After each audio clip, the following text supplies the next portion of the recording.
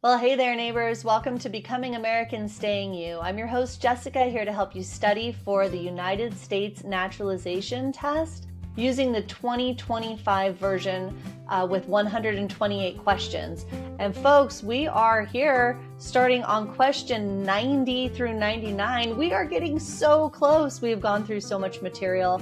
I'm very proud of us. Today we're talking about American history, specifically the happenings in the 1800s. We're going to cover things today like the Louisiana Purchase, the Civil War, the Emancipation Proclamation, and some women's rights figures. Let's talk about Louisiana first. What territory did the United States buy from France in 1803? The Louisiana Territory. We call this the Louisiana Purchase. It doubled the size of the United States at the time. Very, very big part of the development of this being a coast-to-coast nation. Number 91, name one war fought by the United States in the 1800s. The War of 1812, or you can say the Mexican-American War, the Civil War, or the Spanish-American War. Question 92. Name the United States War between the North and South. And this is the North and South sections of the United States. And that was the Civil War. The Civil War had many important events. Name one. We're going to go with the Emancipation Proclamation, because when you boil it down, that's kind of what that whole war was about. The Emancipation Proclamation was a speech given by President Abraham Lincoln that essentially released slaves into freedom. The Emancipation Proclamation was a speech made by Abraham Lincoln that freed the slaves, and the South needed slave labor to maintain their agricultural lifestyle and continue making money at the rate that they did. So that, quote, inexpensive labor, it was slave labor, let them maintain their lifestyle, and they were willing to go to war to fight against that. Okay. Abraham Lincoln is famous for many things, and you only have to name one of these, but since we just said Emancipation Proclamation where he freed the slaves, let's stick with that answer. But he also preserved the Union, okay? Led us through the Civil War. He was our 16th president. He was also the one who delivered the Gettysburg Address, the one that starts with 7 years ago. Okay? He wore the big tall top hat. That's Abraham Lincoln. What did the Emancipation Proclamation do? Well, we just talked about this, so you already know that it freed the slaves. Very good. And the war that ended slavery was the Civil War. A terrible war, but for a very important cause.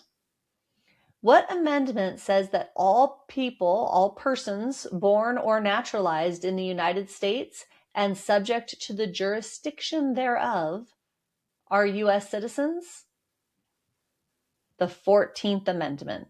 Very good. All right, question 98. When did all men get the right to vote? And this is just men. So this was right after the Civil War.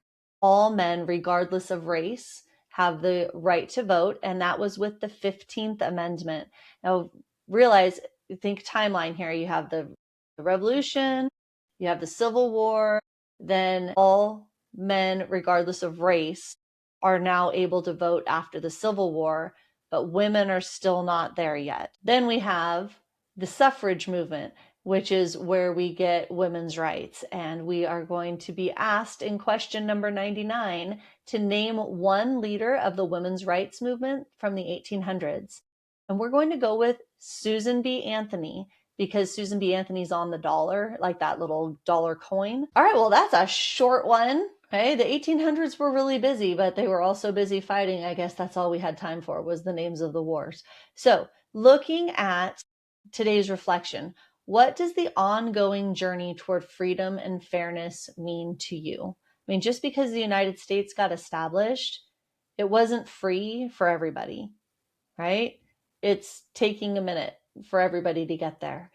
But, progress is hard, and progress is tough, and it takes a really, really long time to change. Where do you see the impact of the Civil War in America today? And do you notice, some of those practices still happening, even if they're not slaves, are they? If people really aren't free, there's so many people here who've been trafficked by coyotes, and they don't have their papers, and they don't have their documentation, and they're living under threat of some really scary, terrible people. That is a form of slavery, and we have to be cognizant of that in our society and stand up for it when we see it, and support people to come out from under that kind of slavery. It's just horrible. We can't allow it to continue. You even look at some of the conditions of the folks that have to, the folks that come to work in our agriculture industry, and are they being taken care of properly, or is it just a continuation of policies that allow these people to come in, but then when they get down to brass tacks, they're still working under slave-like conditions? It's the history of politics being involved in agricultural labor are really evident when you start looking at them. And you may want to consider that as you look at what political party you are planning to support.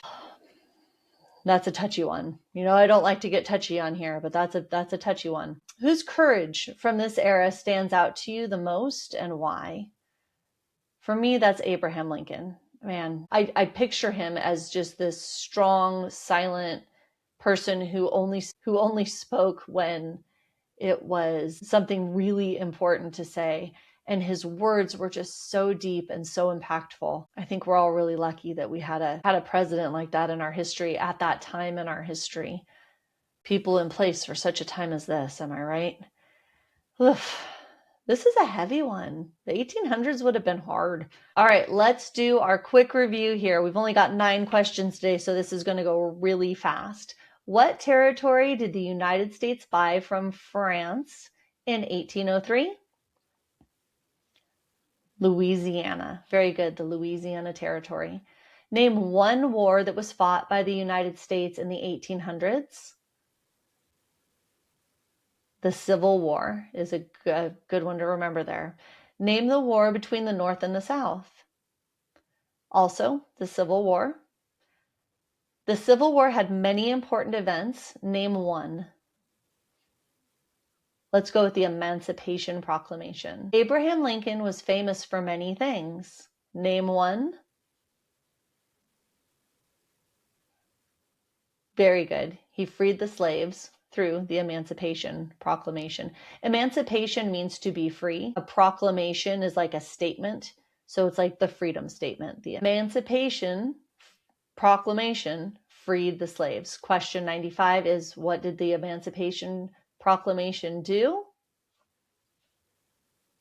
Good. It freed the slaves.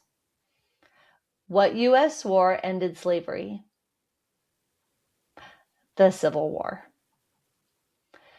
What amendment says all persons born or naturalized in the United States and subject to the jurisdiction thereof are U.S. citizens? The 14th Amendment. But when did all men get the right to vote? That was with the 15th Amendment. All right, name one leader in the women's rights movement in the 1800s. Lovely, Susan B. Anthony. And we've got Susan B. Anthony on that dollar coin. Lovely. All right, my friends, we are finished with the 1800s. Heavy century. Next time we only have like 30 questions left. I think maybe even less. I'm so proud of you. Keep reviewing, keep practicing, listen to the podcast over and over. Speed it up if you need to, because you need to study so that you're comfortable to go and pass that test. See you all next time. Bye-bye.